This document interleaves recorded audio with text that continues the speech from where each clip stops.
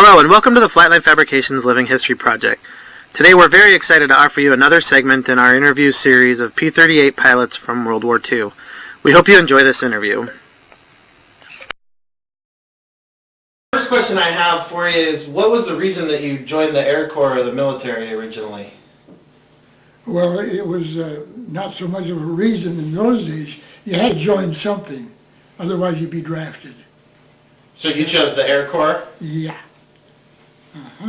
And when you joined the Air Corps, what year was that? Oh dear, 1943? 1943.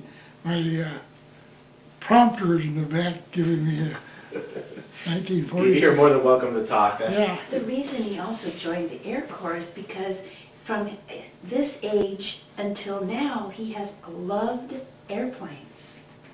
Did you fly before you joined the military? Yeah. What did you fly specifically? Porterfield. No, I'm sorry, the Porterfield was after you got out of the...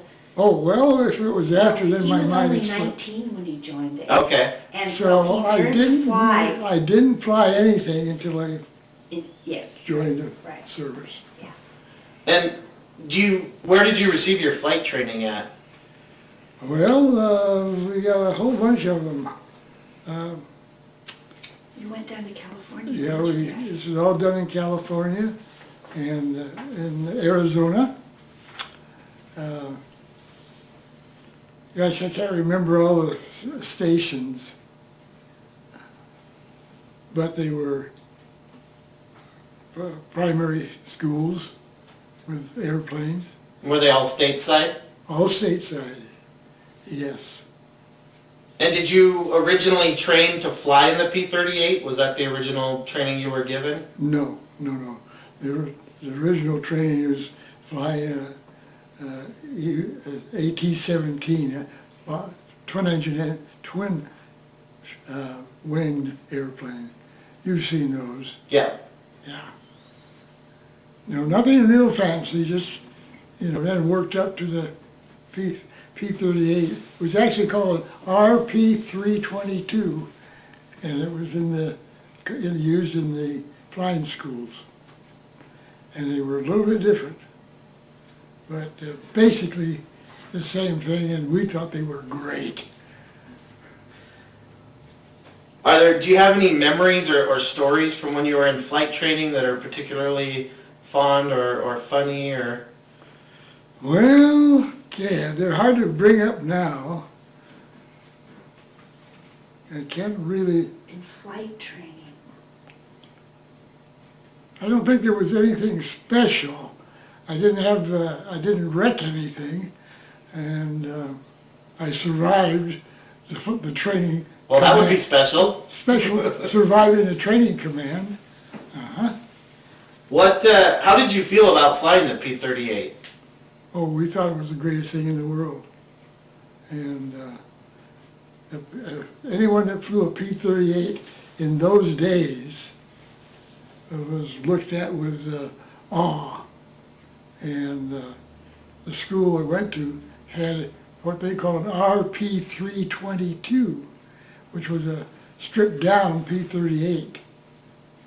And that was in the training command, and we flew those, and then naturally we transferred over to regular P-38s when we got in the service and when we went overseas. So the stripped down models were just for training specifically? Yeah, we had some of those here in the States too, and that was a, what did we call that? I can't remember, but it was a P-38, and they had a lot of different numbers they used in those days. When you were shipped out for World War II, do you remember where your first station was in Europe? You were in Europe, right, with the 8th Air Force? Yeah.